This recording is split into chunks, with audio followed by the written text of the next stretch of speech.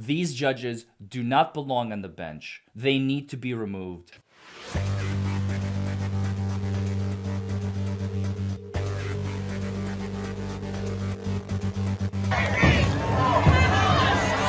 You must follow the law. The law says... Glorious. Is it a lawsuit? Probably.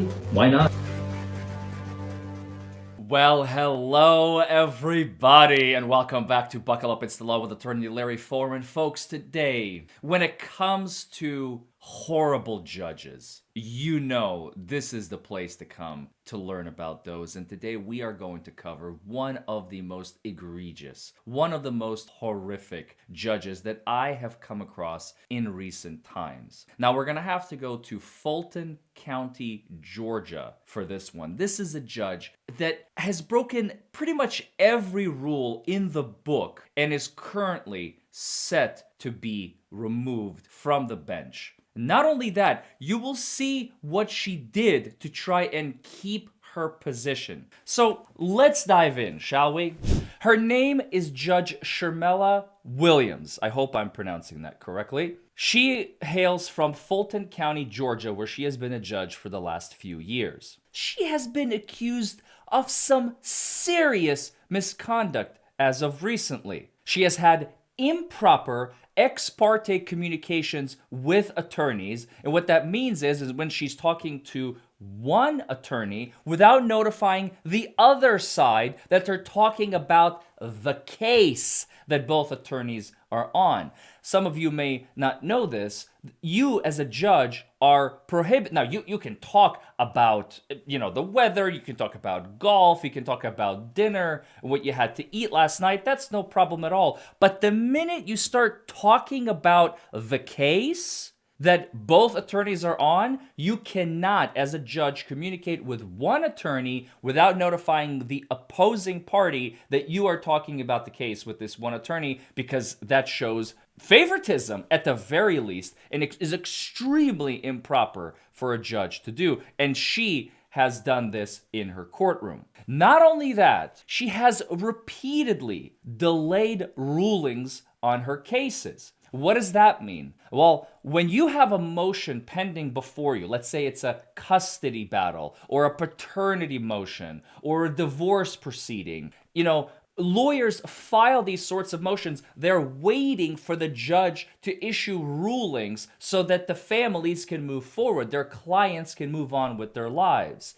Well, instead, this lady decided to just sit on motions and delay rulings. And we all know some judges will delay on occasion, but apparently this judge has made it a regular occurrence by delaying consistently rulings on multiple cases over and over. Horrible judicial behavior and judicial misconduct. Oh, folks, it gets worse. She has also used her judicial power to influence cases where her family was involved. Her family. She interfered in court matters involving her uncle and a sorority sister. Folks, that is a huge no-no. When you are on the bench, there are certain canons of decorum, of professionalism. If you simply look at Canon 1, Canon 2, and Canon 3 of the judicial conduct, you as a judge must follow the law. You are held to an extremely high standard. You are supposed to uphold the law without bias or prejudice and without favoritism to one side or the other. By favoring her family as a sitting judge, she not only has shown her true colors, but she has also violated the canons of ethical judicial behavior. And that is why she is set to be removed. But that's not all, folks. It gets worse. But before we get there, I want to show you a video of when she was running for judge. And if that doesn't tell you everything about this woman that you need to know, you're about to see what I mean. Here it is. Have you or someone you love been injured as a result of someone else's negligence? Or worse, you lost a loved one because of it? I am attorney Larry Forman, and myself and my team of trial lawyers are ready to fight for you and get you the maximum compensation allowable under the law. We know the system. We know how to win. Anywhere in the United States, 24 hours a day. Call 1-844-774-HURT. That's 1-844-774-HURT. And let's get you every dollar you deserve. Dial that number and buckle up. Let's win this ride. Hello, my name is Sharmila Williams, and I humbly seek your vote and your support for Fulton County Superior Court Judge. I was born and raised right here in Fulton County. I've served in this community since I was a child through Girl Scouts, church, my sorority, work, and a host of other volunteer opportunities. Sounds good so far, doesn't it? I was born and raised here. I'm a great candidate. I know this place. I'm a Girl Scout. I am going to uphold the law to the fullest extent, aren't I? I know the needs of our community. I know the challenges that our citizens face day in and day out. Oh, and by the way, those challenges, I'm going to make even more challenging the minute I take the bench. Challenges that we all must overcome. I am running for judge to help make our community a better, safer place for everyone. Really? A better, safer place for everyone? By abusing your power, not ruling on motions, favoring your own family over others? Having ex parte communications with attorneys.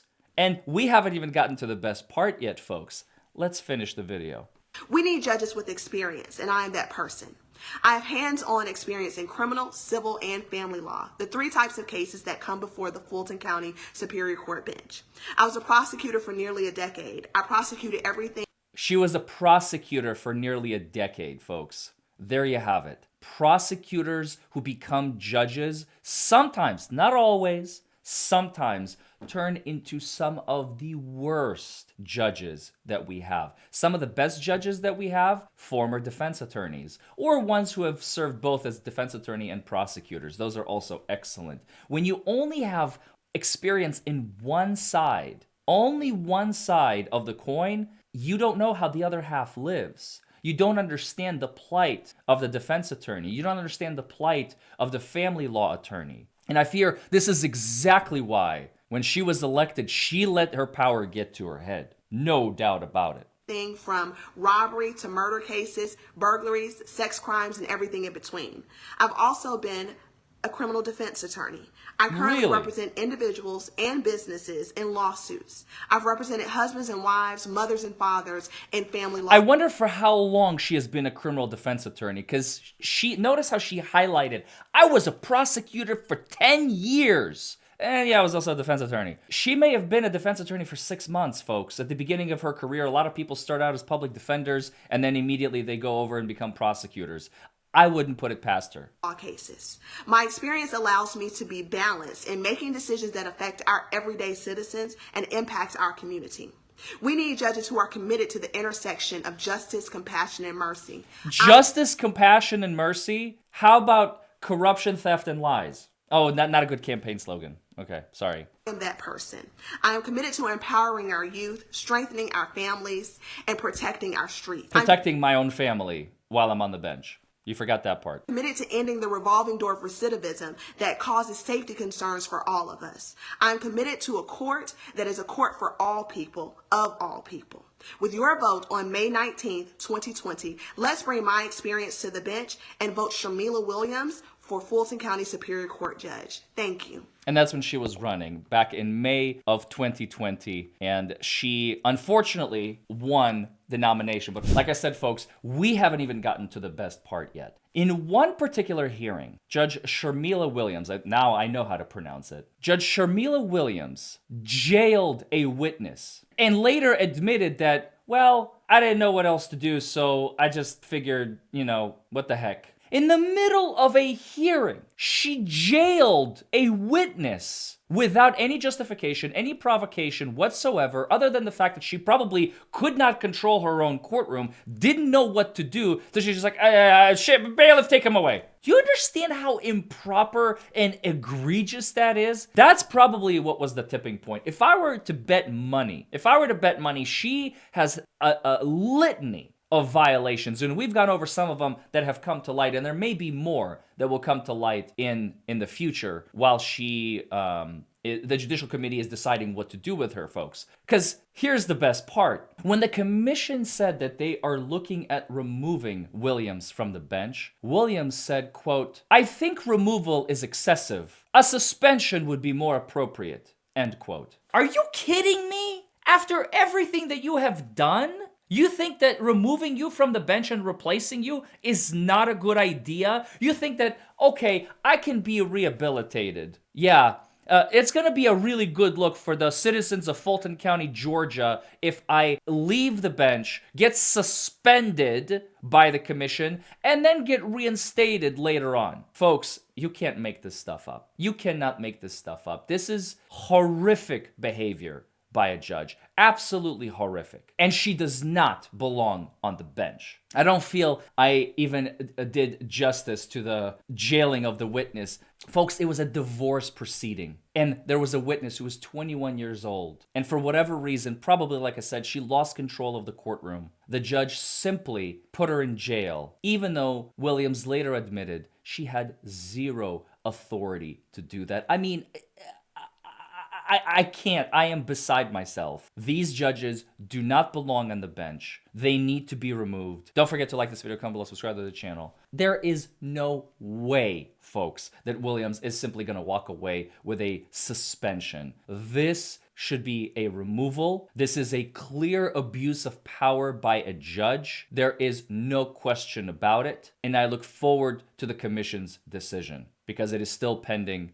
This is a brand new case. And yeah, we're going to keep covering these cases on the channel, folks. More tyrannical judges, tyrannical cops, tyrannical prosecutors. I will find them all and I will share them all with you right here on this channel. So folks, I hope you all learned something. As always, I love you guys and I will see you all in the next video. Bye, everybody.